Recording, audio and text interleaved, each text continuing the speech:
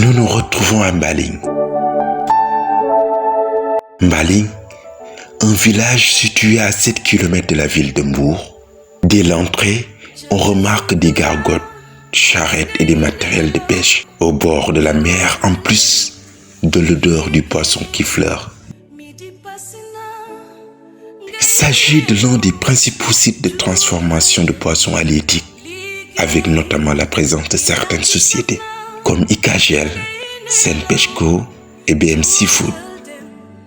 Mais cette fois-ci, nous allons surtout à la rencontre des personnes freelance de Mbaling qui travaillent au niveau de la mer, formant le GIE Bokk Liggéey de Mbaling, d'où jaillissent des produits halieutiques comme le poisson sec, les yéet et le fameux poisson fabriqué dans un four appelé kétia.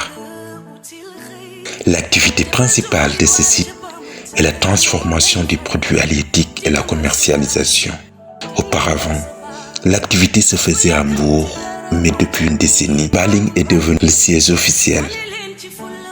Des hommes et des femmes y sont présents pour travailler, même si on remarque plus de femmes. Il n'y a pas seulement que des Sénégalais, mais nous y avons trouvé aussi d'autres nationalités, comme des Ghanéens. Il est 10 heures du matin, hommes et femmes en pleine activité. Des frigoristes et charrettes amènent du poisson émanant des zones comme Saint-Louis, Djifir, Dakar, Kayar ou Mbour, mais actuellement le poisson manque à Mbour. Il y a aussi les requins qu'on appelle gaindé, les spadons, les yéets qui nous viennent parfois de Kafountine et de Cap Skirring. C'est toute une chaîne de production. Cette dame au nom de Binta Faye nous parle de la manière dont elle fait pour obtenir ses produits.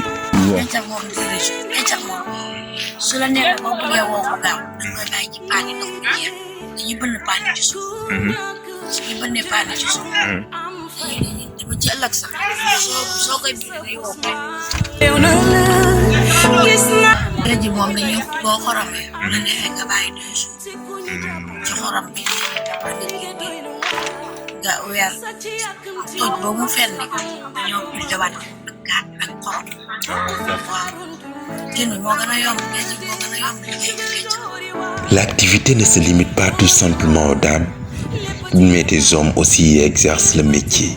C'est leur gagne-pain.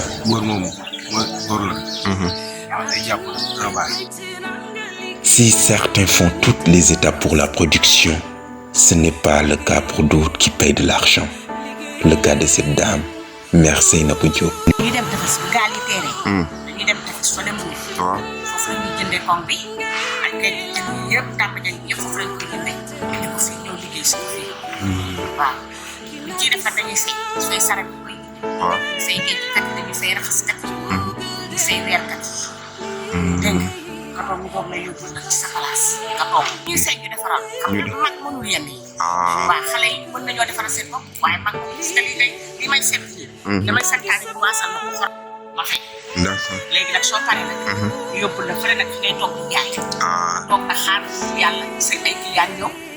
Après la transformation, les produits sont commercialisés sur le marché. Le prix du kilogramme des produits n'est pas trop fixe et dépend surtout du marché de la pêche.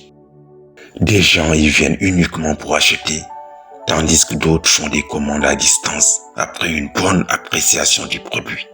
Et le paiement se fait par les transferts d'argent.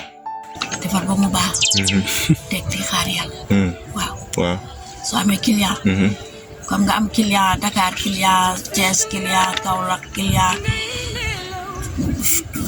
dëkk yi amul jën nga xamantene duñu transformer jën yooyu ngay xaar wala dana bëgg naa nangam nga soog a jaay oto ñaari oto daal ñoo fi ñëw jóge Touba ak buy dem Dakar buy dem Kaolack ñooñu dañuy ñëw ñooñu dañuy yónnee yéen soit nga defal leen kii ñaari bërigo 200 tonnes. Xam nga 200 kilos. wala 300 kilos. waaw ñu yeb ci seen nga yebal leen ci oto. yenn saa yi mu dox yenn saa yi du dox mais nag sant yàlla moom bëri. waaw doomu aadama moom buy liggéey. di si mos dara lu mu néew néew waaye waa santee ko yàlla. yenn saa yi clients yi ñëw yenn saa yi clients yi duñ ñëw. parce que bu ñu nii xam naa ne xaalis amul. léegi bu ñuy jënd dañ ko jëndee léegi seer na. seer na trop ndax parce que bu ñu nii yaa ngi jënd ay kees ay 13 000. ay 15 000 léegi kilo xëccam yaa ngi koy jaay ay 500. yenn saa yi mooy loolu xam nga daanaka liggéey bi daanaka amatul dara. ci nekk bu sonn mais doo si am dara. Des problèmes, il y en aura toujours, mais le principal, c'est le manque de poissons actuellement. Ils sont obligés de commander les poissons dans les zones telles que Saint-Louis, Kafountine, Cap Skirring, alors que Mbour a un grand quai de pêche. ñu daal moo ñu posé problème am mais en tant que ñu ngi am jën. ñu ngi ci suñu jàmm. waaw en tant que ñu ngi am jën moom wax dëgg yàlla ñu ngi ci suñu jàmm waaye nag suñu jën gaal yi bu ñu demee géej du ñu am jën du ñu indi jën. waaw kon donc géej gi moo amul jën waaw problème yi daal mooy ne suñu ñàkkum jën daal suñu amee jën moom amuñu benn problème waaye suñu amul jën nag am problème waaye amuñu wax dëgg yàlla jën fi am. léegi ñu nekk si géej gi léegi bu ne nii mënuñu am jën lu yàlla xam de jël usine jël nañ jën yi usine ñoo jël jën yi chinois yi ñoo koy laaj ñoo koy liggéey. Pas également d'agrément pour exporter les produits ou les vendre dans les grandes surfaces. Leur souhait, c'est d'avoir une certification de la qualité des produits. Comme ça, ils pourront participer à des panels et mieux promouvoir les produits. Agrément gouvernement war ñu war a jox agrément. waaw léegi nag agrément. pour ñu mën a commencer liggéey boobu. parce que dañoo bëgg ëllëg tey mbaa suba bu ñu dee bi maye. suñu produit dem comme. Sans exclure la pandémie qui avait causé une forte baisse de l'activité, ils faisaient parfois des prêts bancaires. kii bi laal nañu de. Covid bi. Covid bi laal nañu bu baax a baax. soo ñëwoon da ngay fekk ma build fii build fee. yootu fii ci gannaaw build. te pour nga build fii sa problème la. pour nga am jën boo liggéey sa problème sa xaalis jeex na. amoo loolu liggéey yaa ngi am problème ak banque yi pour fay leen. loolu mooy problème. Quand le poisson est totalement en carence, la population fait recours à ces produits. Les femmes en préparent de bons plats, comme le ceebu kétiax, ceebu géej, mbaxal et autres. C'est la raison pour laquelle ces hommes et femmes exerçant ce métier demandent à ce que les autorités y viennent en aide.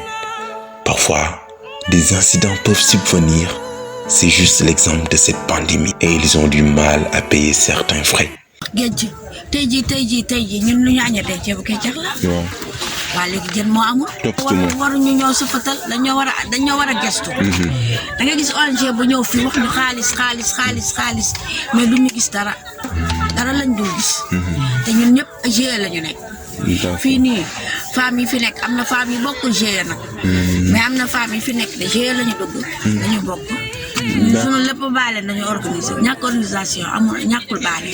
ONG ñu ndax tabax bâtiment bi ma lay wax ni ONG moo ñu ko defal. gouvernement bi war nañuy jàppale ci géej gi. parce que ñun amuñu lu dul géej. parce que léegi ñu nekk si géej gi léegi bu ne nii mënuñu am jën lu yàlla xam de mooy loolu. li ma leen di mën a wax. ñu war a xam ne fii même pas 7 kilomètres. am na benn kii bu fa nekk benn site de fabrique de transformation bu nekk Malick. am na ñu ko xam. ñu bëri xam nañ ko. fii nii amul ku ko xamul. mais dañoo boycott. ñëpp ñu boycott. te xam naa war nañoo gis nga xam naa ne jën bu tooy bu amul. ñun la ñuy gis ci suñu gannaaw. waaw kétiax. jën bu tooy mënul dem te géej gi ba kétiax bi dem.